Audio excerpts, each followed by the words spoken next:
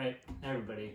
Today, in this video, I'm going to show you how to make the Common Humanity Collective version 5 no-sew face mask. The version 5 is actually pretty simple in construction if you've made any of our other masks. It's simply filthy with no shop towel or anything else, so it's just 2 layers. And you're looking at all the ingredients here, so it's pretty simple. The version 5 scored a 88% about in a fit test similar to an N95, so that's pretty good for a homemade mask, especially one with no sewing and like special fitting or anything like that. So we're going to make this mask today. And first step, of course, is to make the strap. If you've made these before, this is exactly the same as the version 3 and 4. Line up the ends of the elastic.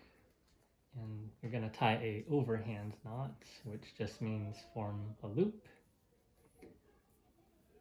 And then pull that through. And we want to make this tail as short as possible, so kind of pull the knot towards the end of the loop, or of the elastic. Okay.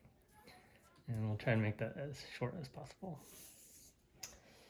Okay, so now it's time to apply the elastic or the silicone tubing as a sliding length adjustment.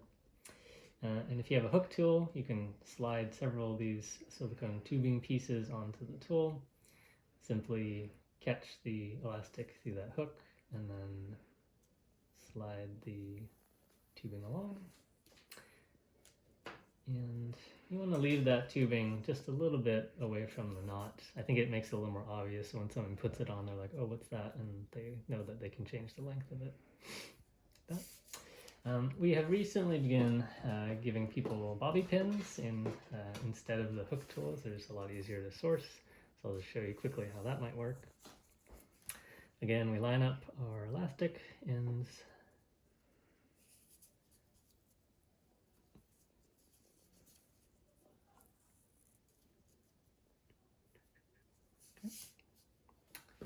And then this time you'll slide the bobby pin through any part of the elastic, really. And then take the tubing, and then when you squeeze it, it gets bigger in one dimension. So you're going to squeeze it so you can fit the 2 ends of the bobby pin through. Pass that through and do the same thing.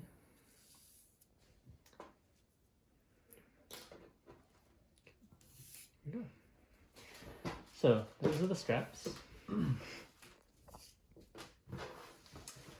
Now, a little note about the filthy, which will come in these sheets that are folded upon each other. There are 2 sides to the filthy. There's a smoother side, and then there's a sort of fluffier side. You can kind of tell just by the texture. You can see the individual fibers a little bit kind of running one direction. And the dimples are deeper than on the smooth side. So this is the fuzzy side, and this is the smooth side.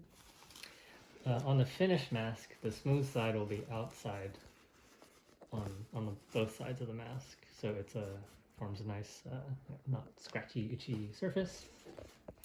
But first, we're going to have the mask inside out. It's a little confusing. Okay, first, you're going to take your sheet with the fluffy side up, and then flip it over and fold it in half.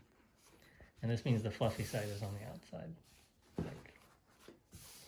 And we're going to do this because we're going to apply the nose bridge on the surface, and then we're going to fold it inside out so that it's on the inside of the mask, finished mask. Due to a very technical reason, these are going to be cut to 10¼ inches wide instead of the 11 inches that we're sort of using before. And that is just like a technical reason for like the length of the big rolls. You don't really need to worry about that. But it does complicate putting the nose bridge on exactly in the middle. The guide that you can use is line this up to 0 and 10¾ and then the right side of the nose bridge will be lined up basically with that 7-inch mark if you're using a inches ruler. And put that nose bridge basically very close to the top, if not at the very top. Okay, so that's 7-inch on the right edge. Now you only really have to do that one time because subsequent masks, if you're doing this as a sort of assembly line here, you'll just use that as a template, as a guide. So you don't need to use the ruler every single time. You can just, in fact, you could just keep lining them up down and just keep putting the nose bridges on. Okay.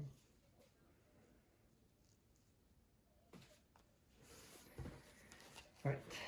So if you were to do that, you can like put your template aside. Okay, so we're going to assemble this mask now. As I said, we're going to actually flip this, sort of fold it inside out.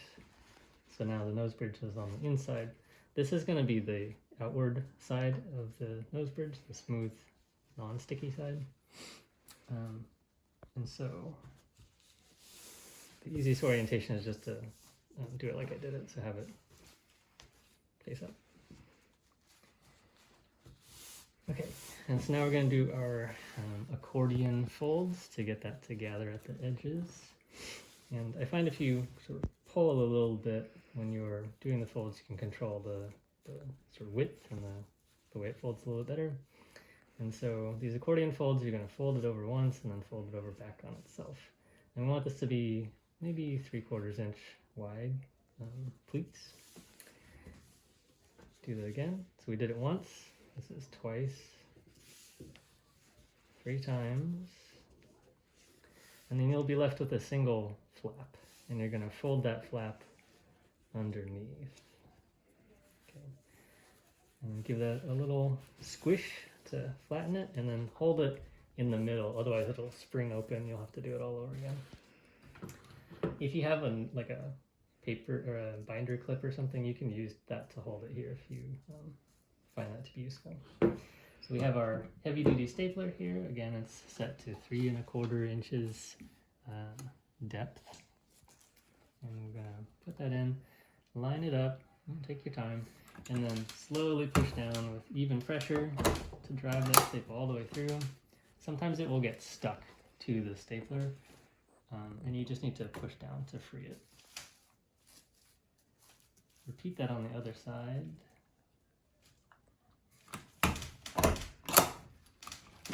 Okay. So I always like to have the nose bridge on top and the sort of open cup shape towards me. It's just its sort of default orientation. And now we're going to cut the edges open. You can sort of aim for the very middle. It's not super critical. But if you are, it's sort of like three edges or 3 ridges. And the idea is we just create a split here that we can fit the elastic into. Okay, so take one of our straps. Okay, so at this point we have the nose bridge on top, and you can sort of see it's on closer to the top of the mask, the edge here. So you're going to rotate that so the nose bridge is on top and it's on this side. So this is going to be the face side. And then in this orientation, have the knot on your right. Okay. And so right before you put the elastic in, make sure it's not super twisted up or anything like that. And you're going to fit that into the tear or the cut, that slit. And then try and get it, as deep in there as you can. And then bring it back over to your stapler and staple it again. Try to get fairly close to the elastic, but don't staple through the elastic. That's pretty important. Because that allows the fit to be adjusted by pulling on either the top or bottom loop. And so it needs to be able to slide. Okay, repeat that on the other side.